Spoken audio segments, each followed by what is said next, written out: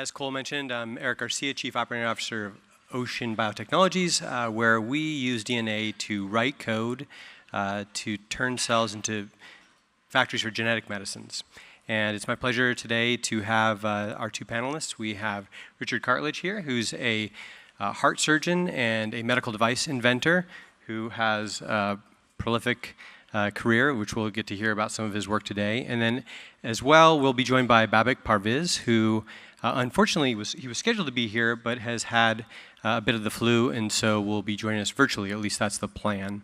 Babak, he was the creator of the Google Glass and went on to lead the Amazon Grand Challenge. And today we will hear about his new endeavor with New Days. And with that, one last quip here is that, if there was a race in this room for the number of granted patents, our two guests today would be doing laps around all of us, to include our friend George Gilder. So with that, hopefully we can get Babak up on the screen.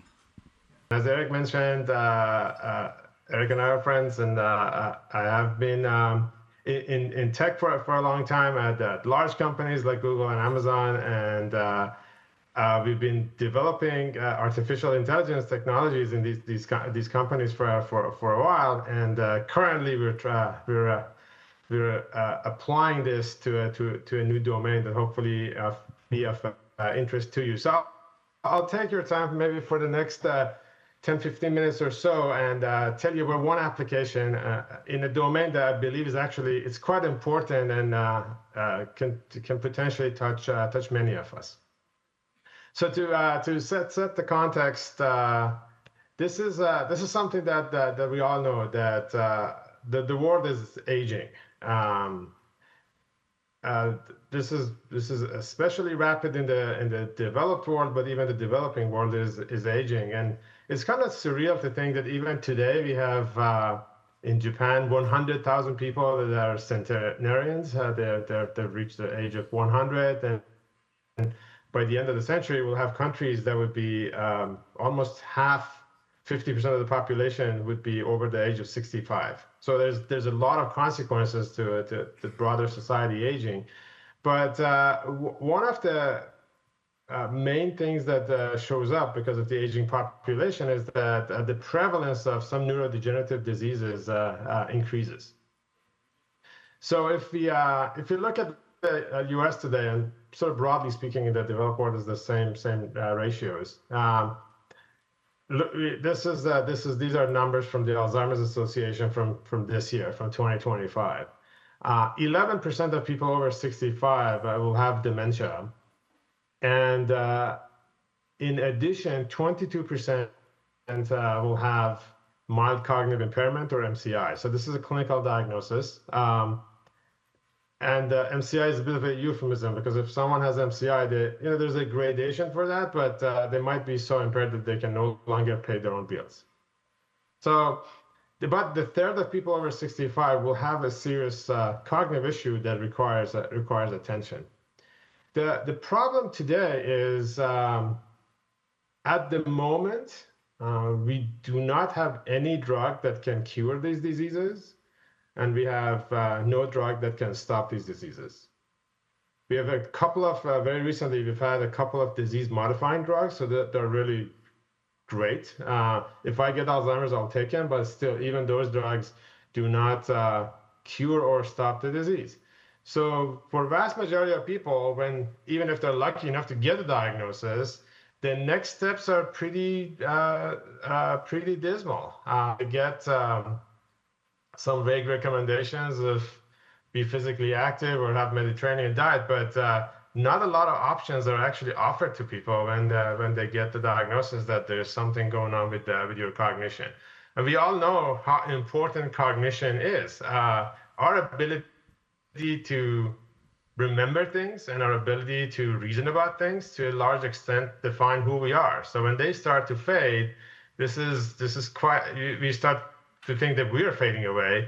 Is emotionally taxing for the person, is emotionally taxing for their loved ones, but also other consequences show up. There's other health consequences, there's substantial financial consequences, and also consequences for the way people want to live. Sometimes we lose our ability to live the way we want to live. We lose our agency, and it gets costly. So if you think about people over 65 today in the U.S., someone who's actually covered by Medicare, the cost of care for someone who's exactly similar to another person but has dementia is 4 times higher. So also it's quite expensive to take care of these. So what do we do? So this is not really an acceptable state of things. Hopefully we can do something about it. It actually turns out there are neuropsychological interventions that can meaningfully help this population.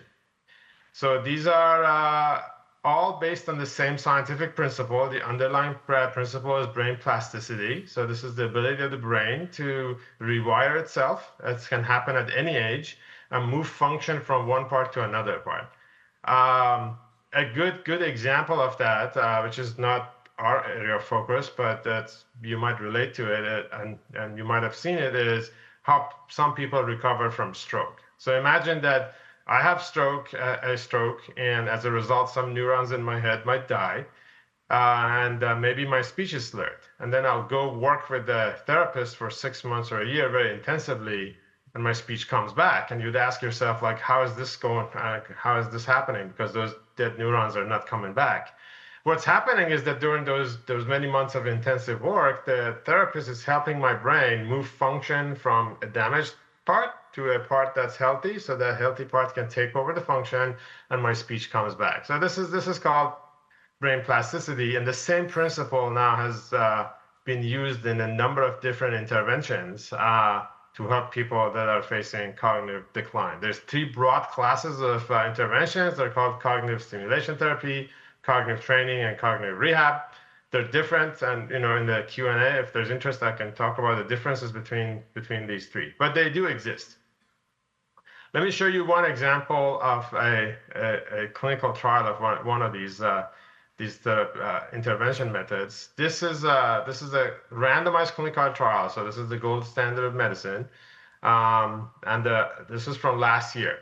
So this was an intervention. The study went about a year that involved structured conversations multiple times a week with people that participated.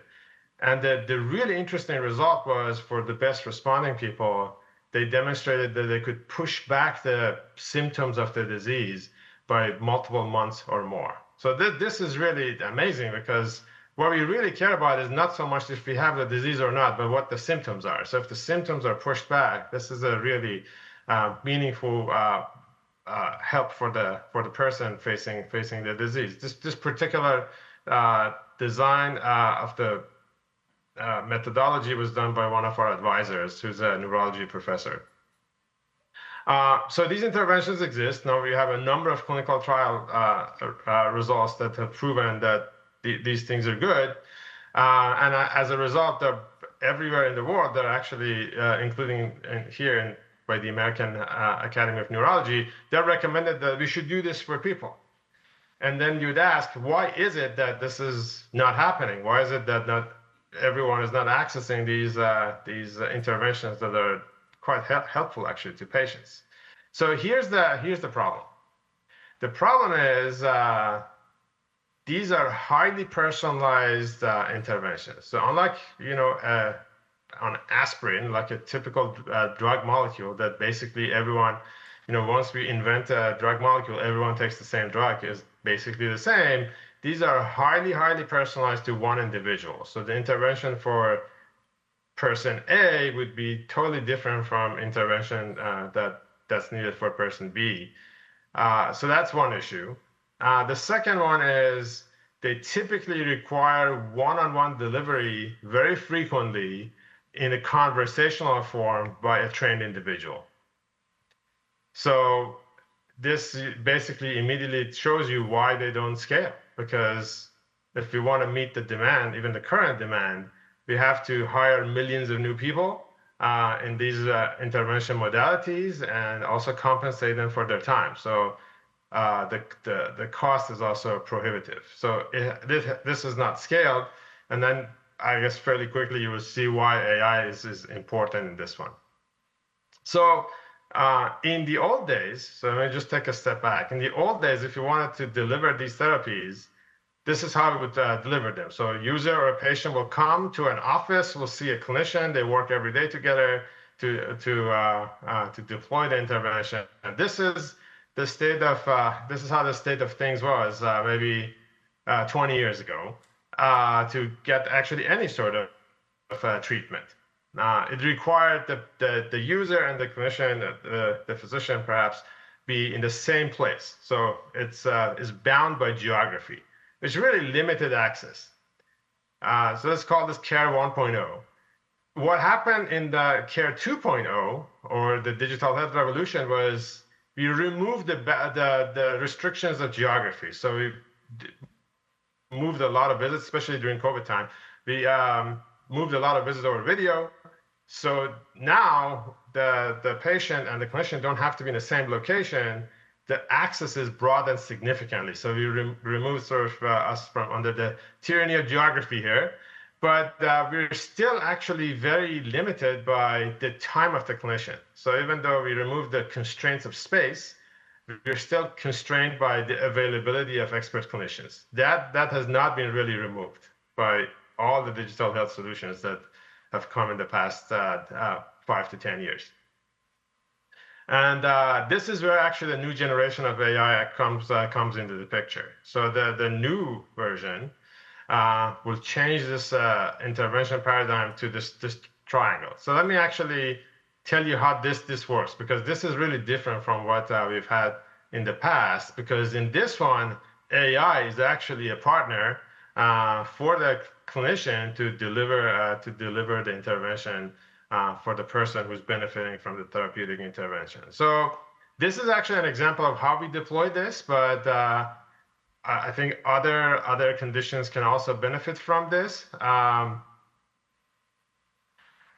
And the way this works is that you still have a person that wants to benefit from an intervention, so a user. In our case, they come our way, and we see them on video by typically a neuropsychologist once or twice a month, not very frequently.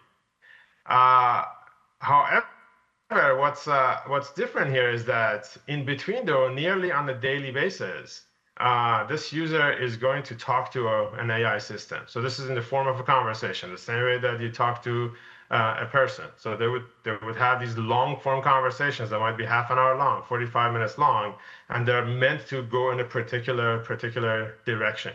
So everything that you see, by the way, in red is enabled by very modern AI. So like most of the stuff was impossible to build even 2-3 years ago. So this is because of this inflection point in technology, we can build this stuff. So we have an AI system, its nickname is Sunny, that runs these conversations and progressively also learns about the user and personalizes the conversation to that one person. So the conversation that I would have with Sunny after a month would be very different from a conversation that my friend would have with Sunny because of this progressive personalization. Another thing that's interesting about this AI is that it has a self-reflecting memory. So after it has conducted a few conversations, would look at those, glean what could be important for the clinician to know, would automatically write a report, and it would publish it. So this is this arrow that says inform, goes from AI to clinician, and publishes the report to the clinician. So the clinician who's taking care of the patient has direct access to the patient for assessment and therapy, but also gets all the information from the AI that on the daily basis what's going on in the user AI interactions. And lastly, we've given the clinicians the ability to issue guidance back to the AI. So this is the arrow that goes from left to right here that says guide. So the clinicians can actually tell the AI what to do. So there's a full loop between the AI and the clinician. And this really allows basically two things. One is it allows the clinician essentially to see 10 to 20 times more patients because they can offload some of their work to AI, and it just opens their time so they can see a lot more patients. So that's one thing.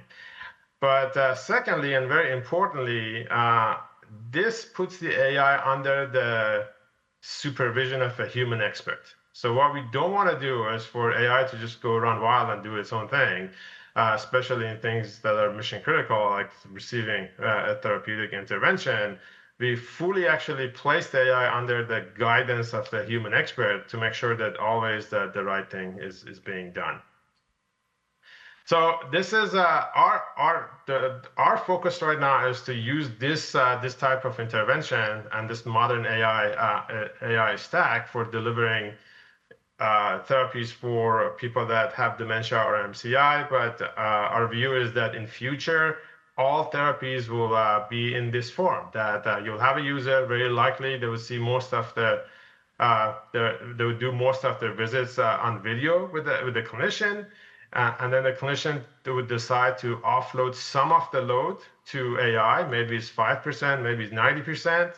And the AI will have a conversation with the user, also would interact with the user frequently. AI would inform the clinician. AI would be under the guidance and control of the clinician. So for many other conditions, this would be the future, very likely, of how therapies are deployed.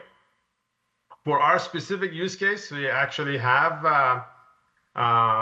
build this system, so this is no longer a theory. So everything actually I mentioned to you, this has been built and not deployed. So this is actually, we have patients in multiple states. Unfortunately, not, at the moment, we're not in Arizona, but we will be there hopefully soon. So people are actually using these systems and are receiving therapies. These are very new, so this is as of couple of months ago, because all the technology is very new. So I wanted to also show you a quick video of how it feels actually for people that talk to this system. So I wonder if Derek and the technology group could play the video, if you could.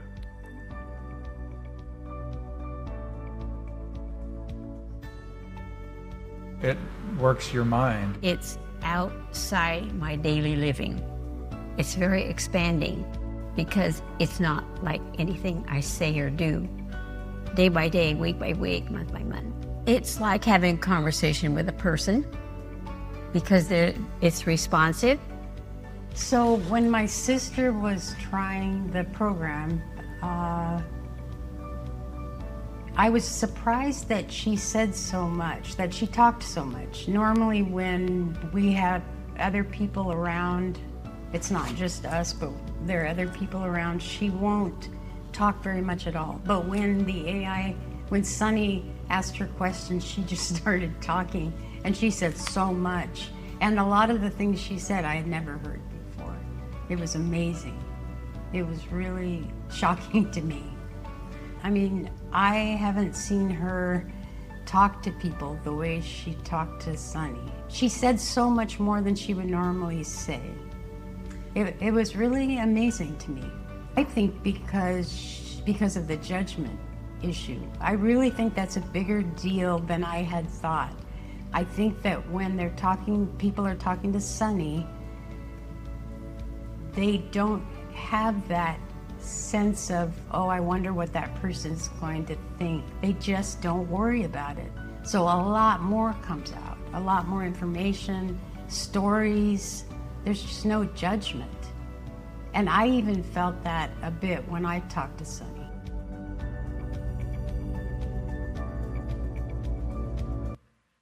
All right, thank you. So the last thing I would like to show you, hopefully you can see my screen, is a sample clinical result. So this is an actual patient that has used this for 3 months. So they see a human clinician, but they also interact with AI. There is a measure of cognition that's called ACE. So you're all familiar with IQ. So IQ measures intelligence. It doesn't have a ceiling. ACE actually goes from 0 to 100. So a normal person would score 100. If the person is having cognitive decline, their score would be below 100.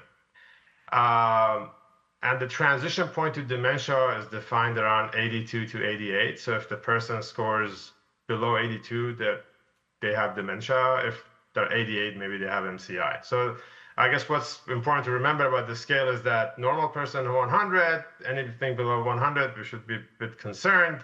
Anyone below 82 is a dementia patient. So this is the scale, and people that have dementia overall in general population, every year their score will go down by about 5.5. So 5.45 is the average decline every year for a dementia patient. So what you see here is an actual patient.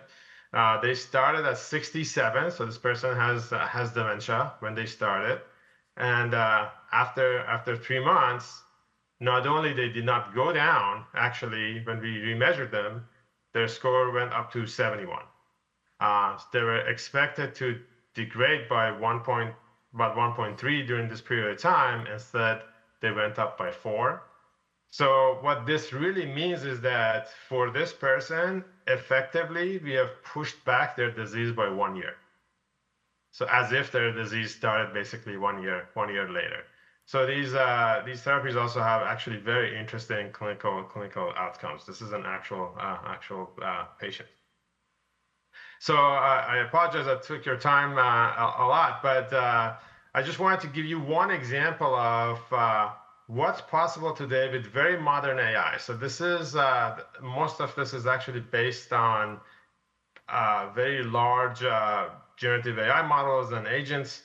But the underlying technology that enables us to build and deliver these types of therapies right now was fundamentally not feasible 3 years ago. So this is just possible today. And even though the bad news is that some people will have cognitive issues, the good news is that this inflection point in technology is allowing us to do things that were just impossible until very recent times. So thank you very much for the opportunity to share our story. And later on, if there's time, I would be happy to take questions. Eric, back to you. Thank you, Babak. That is a really challenging problem and a very encouraging solution, so appreciate you sharing that. As you hang on, we're going to have Richard present here, and then we'll go to some questions.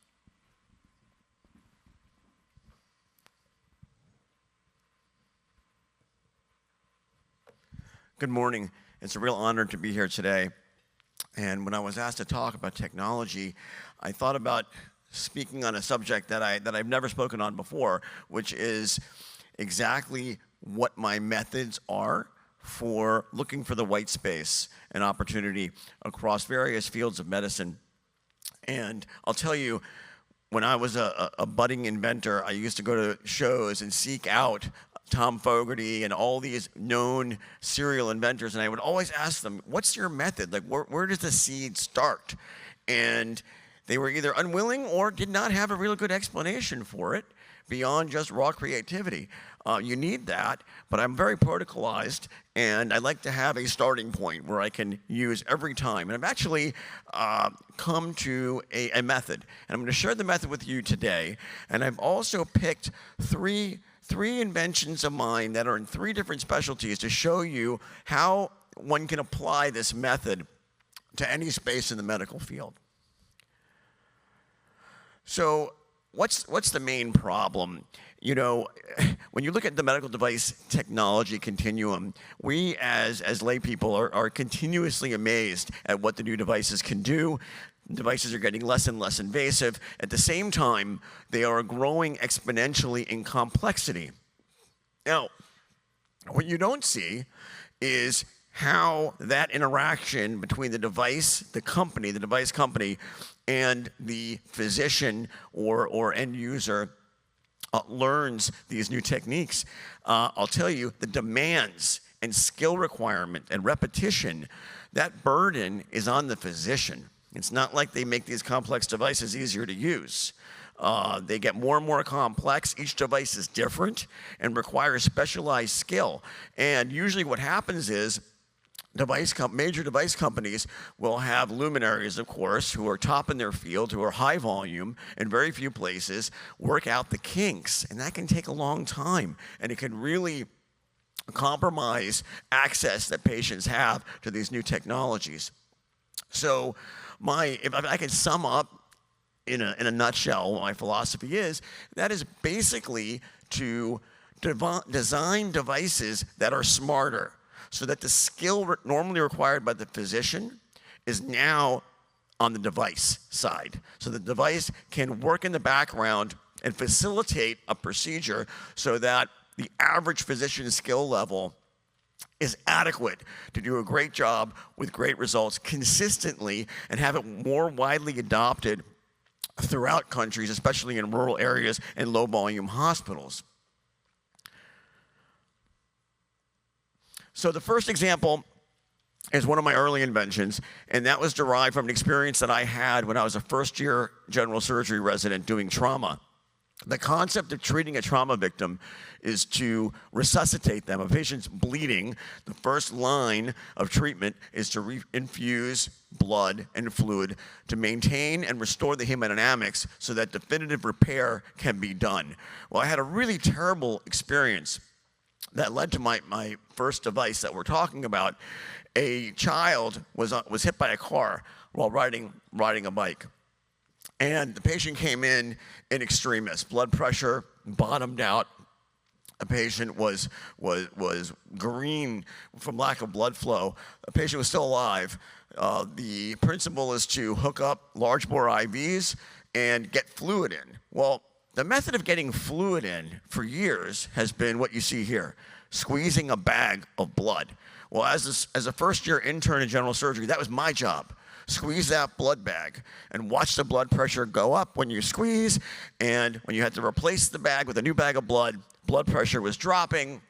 And I remember having so much trouble squeezing this cold bag of blood and getting it in fast enough into the child. Well, the child actually didn't make it to the operating room alive, had bled out before I was able to get adequate blood volume in, and it absolutely devastated me.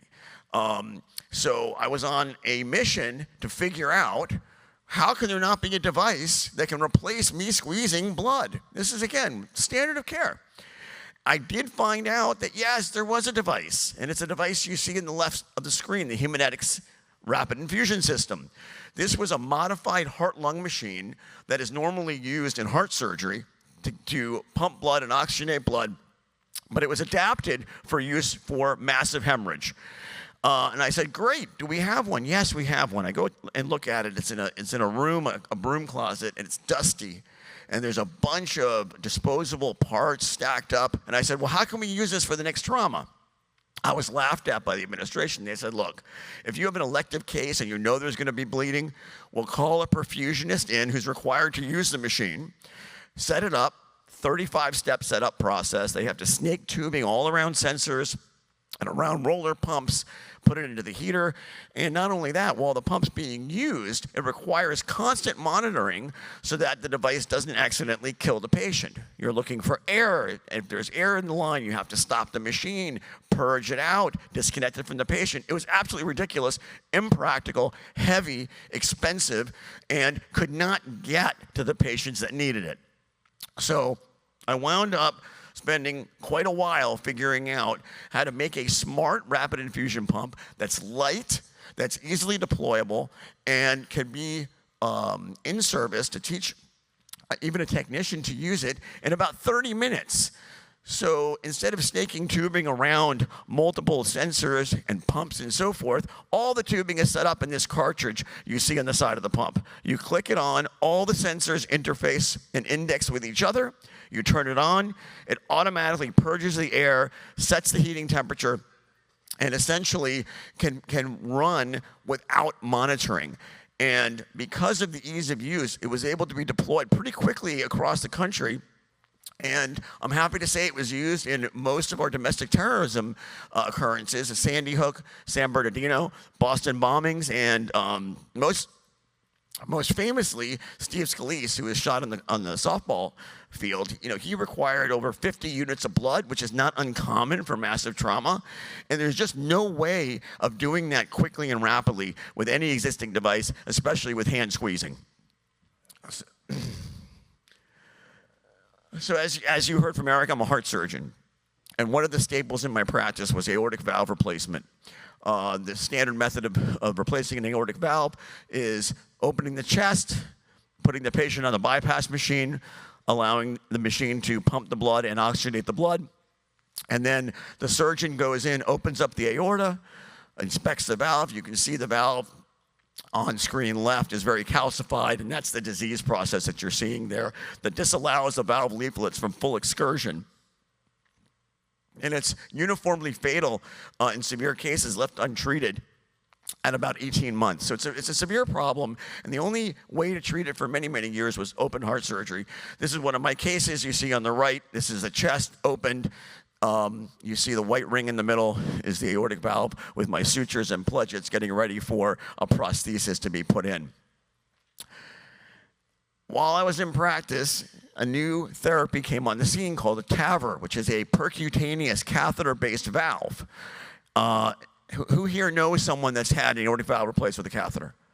Okay, number of people. It's become, for the majority of patients, the standard of care ahead of surgery. And it was invented by a French cardiologist, Alain Cribier, and he said, well, you know, we use stents and ballooning for coronaries, for vascular blockages. Why not take a large stent, sew a heart valve within it, a pig valve, and then we can crush it down over a balloon and deliver that through a catheter through the groin, up to the heart, and pass it through the very tight opening in the aortic valve, blow up a balloon, push the valve to the side, and then when the balloon deflates, hopefully the stent holds the valve in place. And understand, this is very old technology, using a balloon and a stent, putting it in a blood vessel. What was new is the idea of sewing a valve in it and having the valve function once the stent is deployed. So it's become, again, the standard of care for aortic valves. And there's good reason why it's limited to aortic valves at this juncture. Now, take a look at this. Even though the procedure today is equivalent to heart surgery and the recovery is far better, it's nearly an outpatient procedure. We're talking you go home in 23 hours and you feel almost normal the next day. It's remarkable as opposed to heart surgery, which is a multi-month recovery. So in 2010, they released the technology through the FDA approval process. It was available in very specific centers. You can see the mortality was 30%. The first type of this valve went in 2002 on a trial basis. So for 8 years, it was being trialed, and the mortality rates were routinely over 50%. So what caused this downward trend in the mortality? Was it iterative changes of the fundamental design of the device? No, it wasn't. I'm going to show you what the original device looked like in 2002. As you can see, it's a stent frame with the valve sewn in.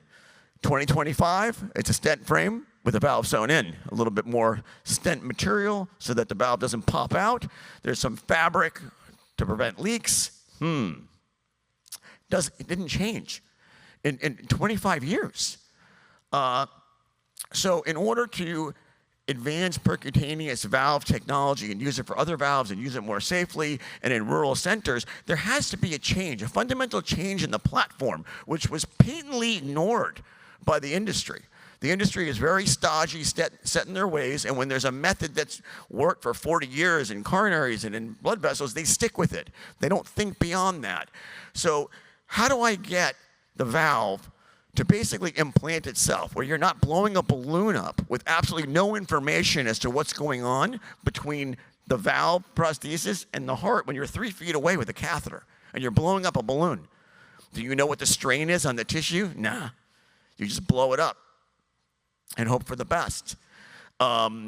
So one of the mainstays of improving the mortality over years is that companies were requiring 100% review of every patient getting this. So everyone that raised their hand here was reviewed in a committee at the hospital where it was done that consists of multiple anesthesiologists, cardiologists, heart surgeons, radiologists, paramedical professionals, perfusionists, to all deliberate based upon your films, your CAT scan, what size valve should be used, how much to blow the balloon up, and where to start the deployment of the valve. Because once you blow that balloon up, you're committed. That valve is gone. It's in the body, and you hope it's in the right place. And you've got a few seconds to blow that balloon up because it's obstructing blood flow. So imagine the feeling of the physician when you've got it there, you've got the valve where you think it's supposed to be.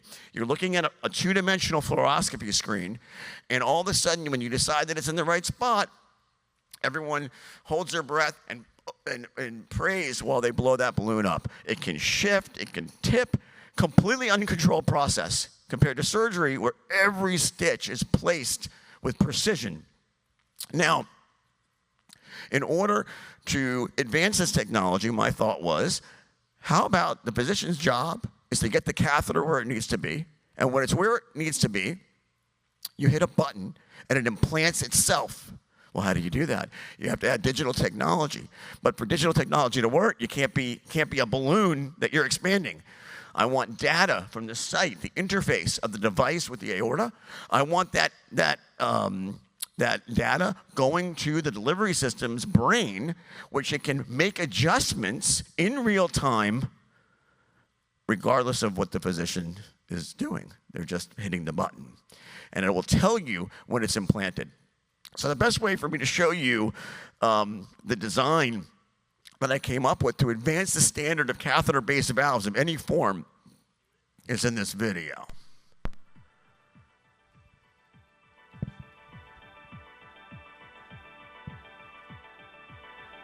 Trans-arterial valve replacement, TAVR.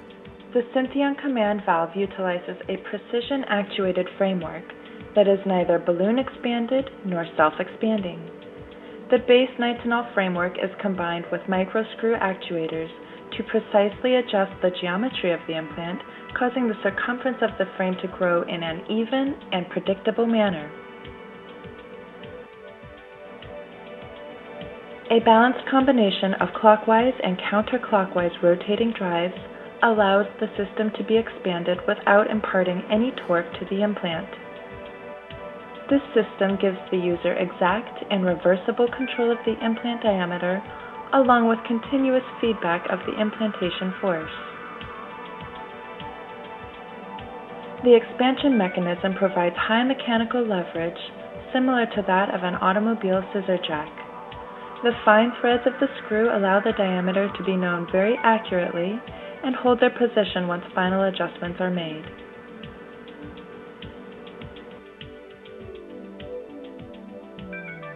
The microprocessor-controlled delivery system allows for continuous monitoring and control of the implantation force at the tissue-implant interface. This is the first TAVR device that can acquire feedback, providing unparalleled valve deployment capabilities.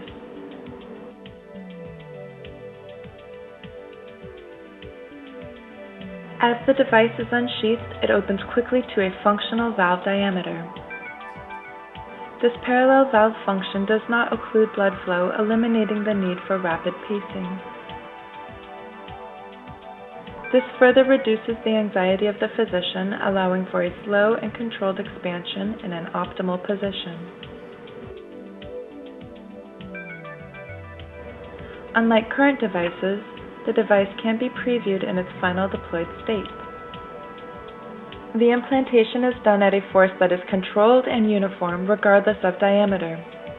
Throughout its expansion, the radical force will remain completely constant. This is unique to the command TAVR system. With no fixed terminal diameter, the valve can be expanded as required to eliminate paravalvular leaks.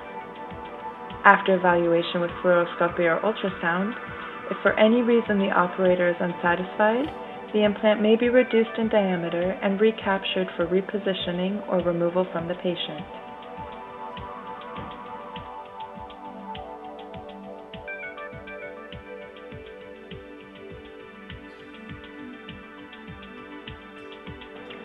Undocking is accomplished with a single button press and does not impart any force or geometry change to the implant. Syntheon. Innovative medical. Well, thank you.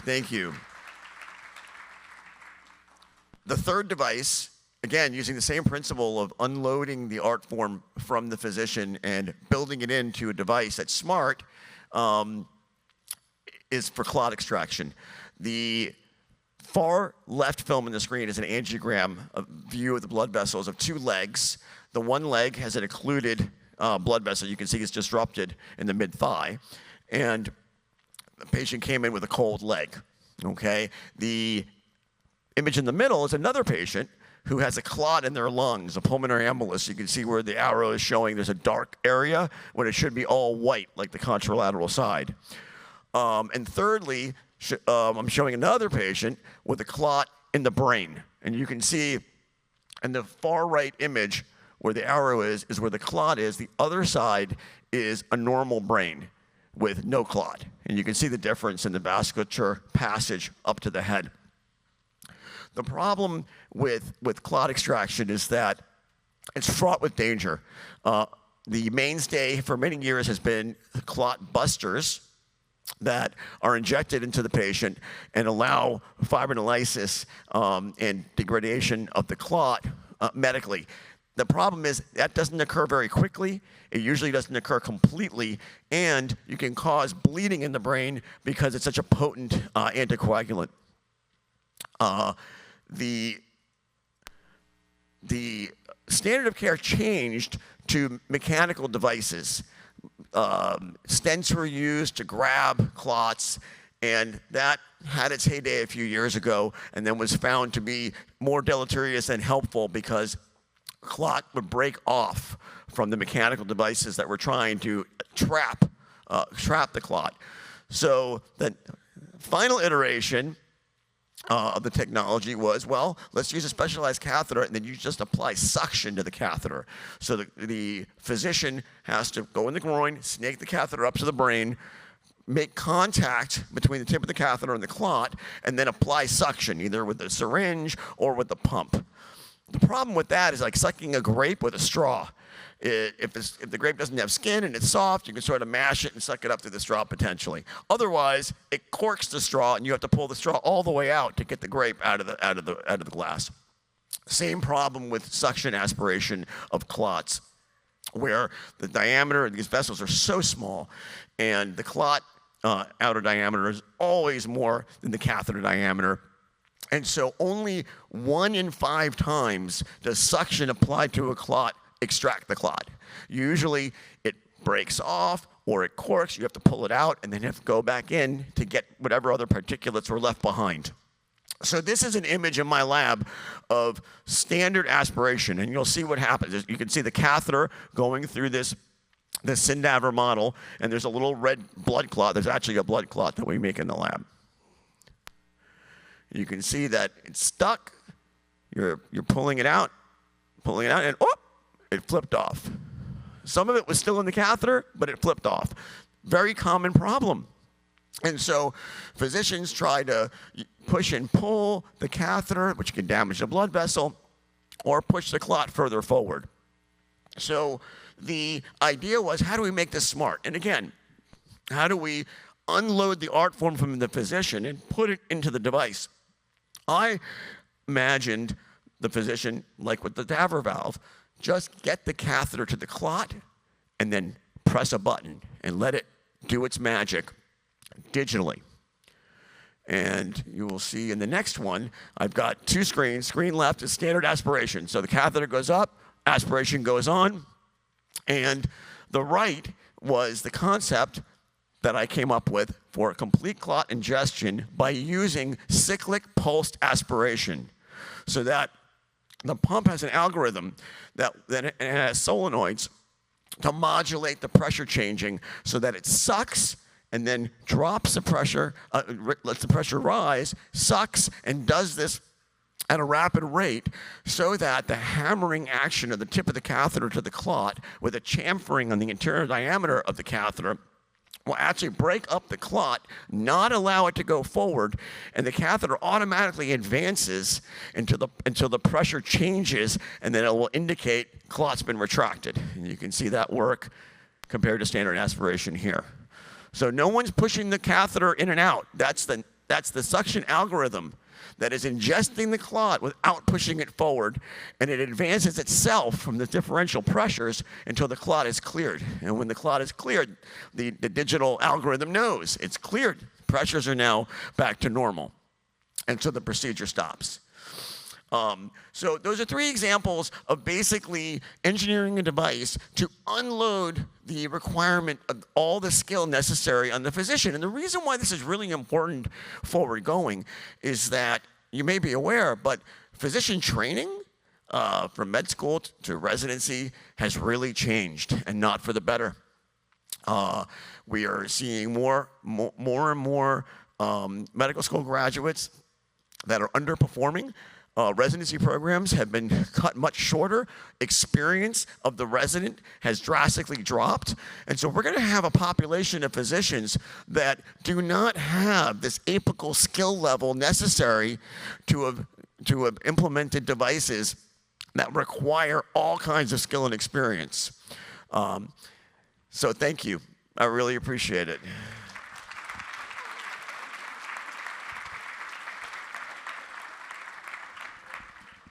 Well, thank you both. Those very, very interesting presentations. If there's anyone who wants to ask a question, feel free to line up. We're just going to kick off here with one on the stage. And yesterday, Ari Emanuel, he made the quip that AI was the greatest average. However, as I hear you guys present here today, what I see is that each of you are doing things that are amplifying the greatest good. And I wonder if maybe it's a difference in the industry from entertainment to healthcare, or if there's something else. But do you mind commenting, each of you, on what you see these advanced technologies doing? Is this averaging the greatest? Is this the greatest average? Is it averaging the greatest good, or is there something else at play? Charlie, I feel AI in medical devices is an absolute boon, because not only do digitization of devices lend themselves to more accuracy, but AI can be gathering this information. Let's say it's the heart valve. Every time one is done, you can have the data uploaded to a site that AI is processing incoming data from implants all around the world and comparing what expansion technique is best. How much pressure should be dealt with how much expansion? How much tissue laxity occurs over time? What's the implantation force?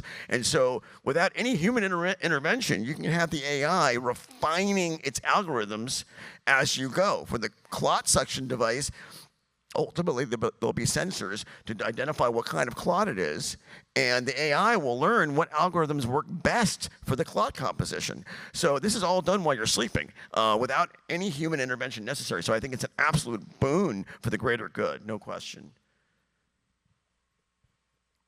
Yes, I would agree. I think especially the modern generation of AI, so this is the AI of maybe the past 2-3 years, which is quite different from what we had 5-10 years ago. It is allowing today, and it will allow us to do in the future things that we just could not do in the past. You know, I think both Richard and I showed a couple of examples here of things that we can do today that were impossible to do even till recently. But let me just give you a few other examples. So a couple examples in medicine, for example. We know our physicians get better when they see more cases. So the more experienced they are, the more cases they've seen, they get better.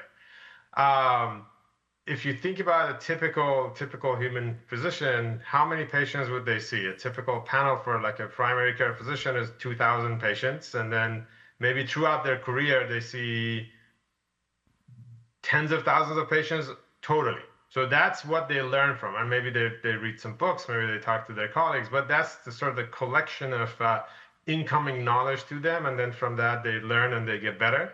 Right now, especially because we've digitized most medical records, we can certainly have an AI system that would learn from not just 10 or 20,000 patients, but that would learn from 1 million patients. It would learn from looking at the records, the full records, some of them are thousands of pages, of 10 million patients. So the ability of these systems to learn is way beyond what a typical human could do, and hopefully they can surface insights and come up with better approaches to even deploy known therapies for patients. So that's just one example. Going to surgery. An example, we have an amazing actually surgeon on the stage here. So I started the robotic surgery program at Google that eventually got spun out as Verb Surgical and got acquired by Johnson & Johnson. But at the time, what we were thinking about was what are the things that we can do potentially that can go way beyond what a human can do. For example, a typical surgeon has two hands, and so you could do, you wield instruments and do things, and maybe you have your assistants, a couple of them around. But what if you had a surgeon that had 100 hands, so you could do things in 100 different sites at the same time? So those are not things that are possible by humans, but a robotic system that has 100 hands, the small hands, very precise, it can do surgeries of that sort. Or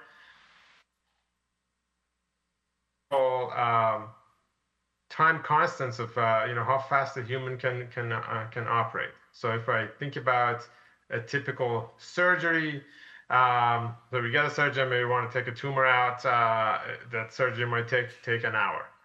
What if we could automate the whole thing so that it would take, instead of 1 hour, it would take 10 minutes? What if it would take 1 minute? What if it would take 100 milliseconds? Like, what happens to the fundamental sort of time constants of biology in this case? Again, this stuff is not possible without modern AI, but those are things that actually the modern AI can enable that go way beyond what we could do even in recent past. So I'm actually, this is not a broad comment of where society will go with AI, but specifically in healthcare and medicine, I'm actually very bullish on AI to have a very positive impact. Terrific. Thank you for those comments.